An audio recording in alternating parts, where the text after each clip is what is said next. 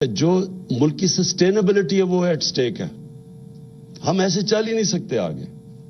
अब एक कर्जे ले लिए इतने पिछले 2008 से और 2018 के बीच में 4 गुना ज्यादा पाकिस्तान का कर्जा बढ़ा है। तो हम इस विशेष साइकिल में फंसे हुए हैं। ये टूटता ही एक तरह है अगर हम हमारी टैक्स कलेक्शन इससे बहुत हम तेजी से बढ़ाएं।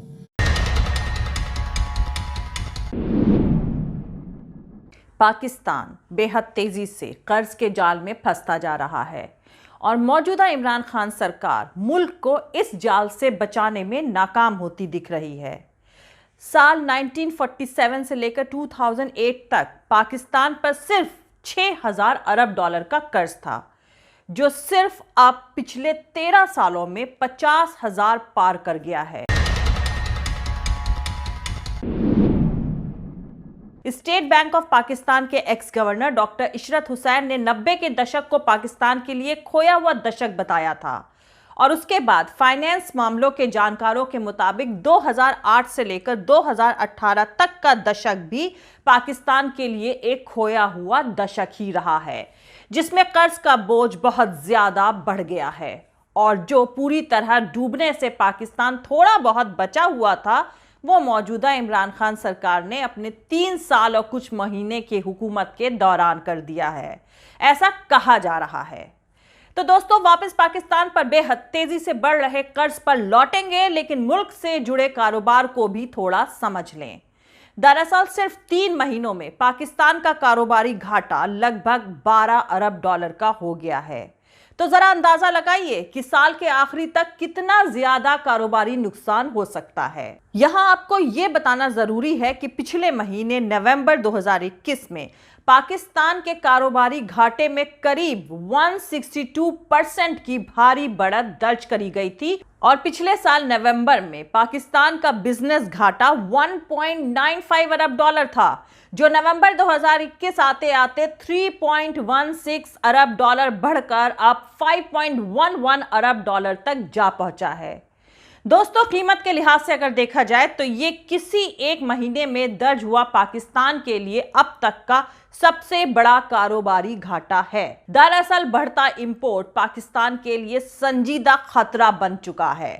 ताजा जारी आंकड़ों के मुताबिक कारोबारी घाटे में हुई इस भारी बढ़ोतरी की मेन वजह मुल्क के एक्सपोर्ट के मुकाबले में इंपोर्ट में 3 गुना बढ़त होना है। चालू फाइनेंशियल ईयर मतलब जुलाई से जून तक के अब तक के सभी 5 महीनों में कारोबारी घाटा लगातार बढ़ता ही गया है। नवंबर में पाकिस्तान ने 8.01 अरब डॉलर का माल विदेशों से इंपोर्ट किया था, जो पाकिस्तान के इतिहास में उसकी हिस्ट्री में सबसे ज्यादा है।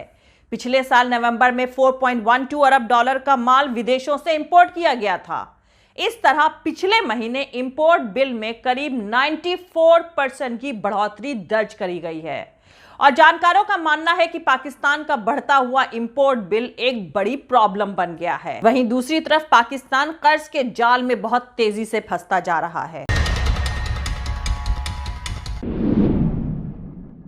आपको यहां पर बता दूं कि साल 2008 में पाकिस्तान में डेमोक्रेसी की बहाली के बाद से 3 सरकारें सत्ता में आईं, जिनमें Pakistan Peoples Party PPP, Pakistan Muslim League Nawaz और मौजूदा पाकिस्तान तहरीक इंसाफ की इमरान खान सरकार शामिल है।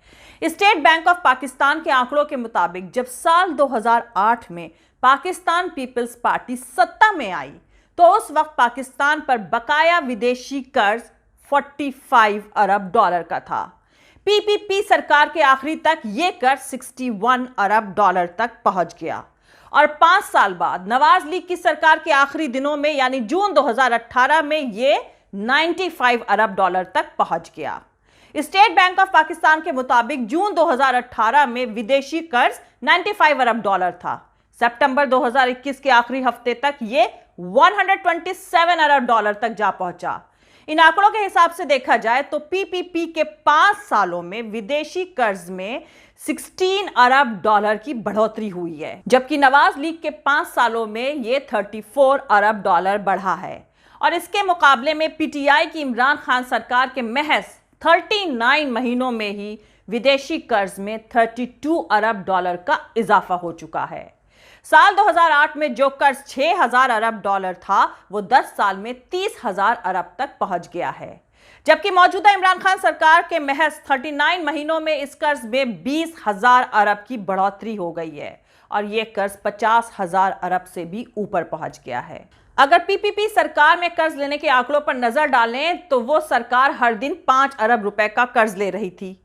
नवाज लीग हर दिन 8 अरब रुपए का कर्ज ले रही थी, जबकि मौजूदा इमरान खान सरकार हर दिन 17 अरब रुपए का कर्ज ले रही है, जो इस सरकार की ज्यादा कर्ज लेने की रफ्तार को जाहिर करता है। पाकिस्तान के फाइनेंशियल मिनिस्ट्री से जुड़े इकोनॉमिस्ट के मुताबिक पिछली सरकारों ने भी कर्ज लिया था, लेकिन मौजूदा इमरान खान सरकार के कर्ज लेने की रफ्तार ज्यादा है, जो सरकारी आंकड़ों से भी जाहिर होता है। जानकारों का मानना है कि मौजूदा सरकार महज 39 महीनों में 32 अरब डॉलर का विदेशी कर्ज ले चुकी है, जबकि नवाज लीग ने 5 सालों में 33 अरब डॉलर का कर्ज लिया था। वहीं दूसरी तरफ पाकिस्तान की तहरीक-ए-इंसाफ यानी पीटीआई की इमरान सरकार पाकिस्तान का कर्ज बढ़ाने के लिए पाकिस्तान पीपल्स पार्टी और पाकिस्तान मुस्लिम लीग नवाज की पिछली सरकारों को जिम्मेदार ठहराती है। तो आपको बता दूं कि कुछ ही दिनों पहले इमरान खान ने पाकिस्तान के कर्जों में बढ़ोतरी को नेशनल सिक्योरिटी का मसला बताया था। इमरान खान का यह बयान ऐसे हालात में आया है जब पाकिस्तान पर घरेलू और विदेशी कर्ज 50,000 अरब से भी ज्यादा का हो गया है। पाकिस्तान में मौजूदा इमरान खान सरकार की तरफ से दावा किया जाता रहा है कि कर्ज लेने की एक वजह ब्याज समेत पुराने कर्जों को वापस करना भी है। हालांकि जानकारों का मानना है कि सरकार के इस दावे में कुछ सच्चाई है, लेकिन इससे पूरे हालात का पता नहीं चलता है, क्योंकि अगर सरकार ने पुराना कर्ज चुकाया है तो इसने खर्च को पूरा करने के लिए कर्ज लिया भी है। आंकड़ों के मुताबिक अगर मौजूदा सरकार ने 32 अरब डॉलर से ज्यादा का कर्ज लिया है तो इसमें से 17 अरब डॉलर पुराने कर्ज की वापसी के लिए अदा किए और अपने खर्च के लिए कुल कर्ज में 14 से 15 अरब डॉलर की बढ़ोतरी करी है। पाकिस्तान के फाइनेंस मिनिस्ट्री के तहत चलने वाली डेबिट पॉलिसी कोऑर्डिनेशन ऑफिस की तरफ से जारी किए जाने वाले डेबिट बुलेटिन में 30 जून 2021 को खत्म होने वाले फाइनेंशियल ईयर के आंकड़े अवेलेबल कराए गए हैं, जिसमें इमरान खान सरकार के तरफ से 3 साल में लिए गए कर्ज के आंकड़े भी दिए गए हैं। इन आंकड़ों के मुताबिक सरकार ने फाइनेंशियल ईयर 2018-19 में 10.496 अरब डॉलर का विदेशी कर्ज लिया और उस साल 9.458 अरब डॉलर पुराने कर्ज की अदायगी करी। फाइनेंशियल ईयर 2019 और 20 में सरकार ने 13.074 अरब डॉलर का विदेशी कर्ज लिया और उसी साल 11.075 अरब डॉलर का पुराना कर्ज चुकाया। फाइनेंशियल ईयर 2020 से 21 में इमरान खान सरकार की तरफ से लिया गया विदेशी कर्ज 13.301 अरब डॉलर रहा और इसी साल उसने पुराने कर्ज को चुकाने के लिए 8.388 अरब डॉलर का भुगतान किया। मतलब सरकार के डेबिट ऑफिस के आंकड़ों के मुताबिक इन 3 सालों में 36.871 अरब डॉलर का कर्ज लिया गया, जबकि 28.921 अरब डॉलर का पुराना कर्ज ब्याज सहित चुकाया गया। सरकार के नए कर्ज और पुराने कर्ज की अदायगी के बीच के फर्क को अगर देखें तो इस दौरान इमरान खान सरकार ने पाकिस्तान के मौजूदा विदेशी कर्ज में 7.950 अरब डॉलर का कर्ज जोड़ा है। फाइनेंस मामले पर नजर रखने वाले जानकारों के मुताबिक पाकिस्तान पर आधे से ज्यादा कर्ज की वजह इंटरनेशनल मॉनिटरी फंड यानी IMF है। जानकारों का मानना है कि जब मौजूदा सरकार बनी तो पहले साल में ब्याज दर 6.50 से बढ़ाकर 13.25 और एक्सचेंज रेट को 121 से बढ़ाकर 166 कर दिया गया और सिर्फ इन्हीं 2 वजहों से कर्ज में 8,873 अरब रुपए की बढ़ोतरी हुई। दूसरे साल में 3,644 अरब रुपए की बढ़ोतरी हुई थी और अब 3,177 अरब रुपए की बढ़ोतरी हुई है और यह सब IMF के प्रोग्राम के तहत शर्तों की वजह से हुआ है। लेकिन दोस्तों कहा जा रहा है कि IMF यानी इंटरनेशनल मॉनिटरी फंड के पास जाने का रास्ता खुद सरकार ने चुना था, जबकि उसे पता था कि इंटरनेशनल मॉनिटरी फंड की शर्तें काफी सख्त हैं और पाकिस्तान की इकोनॉमी के लिए सिर्फ नुकसानदेह साबित होंगी। वहीं दूसरी तरफ जानकारों का मानना है कि पीपीपी ने आईएमएफ के साथ 9 कार्यक्रमों पर दस्तखत किए थे और उनमें से एक भी पूरा नहीं किया। साल 2009 में उसने आईएमएफ से समझौता किया जिसमें 10 अरब डॉलर मिलने थे। पाकिस्तान पीपल्स पार्टी ने 8 अरब रुपए लिए और प्रोग्राम को पूरा नहीं किया। नवाज लीग ने 4 कार्यक्रम किए और 1 पूरा किया और 6.5 अरब डॉलर हासिल किए। इसलिए आईएमएफ से इन सरकारों के तरफ से लिया गया कर्ज भी इमरान खान सरकार के जिम्मे पड़ा हुआ है।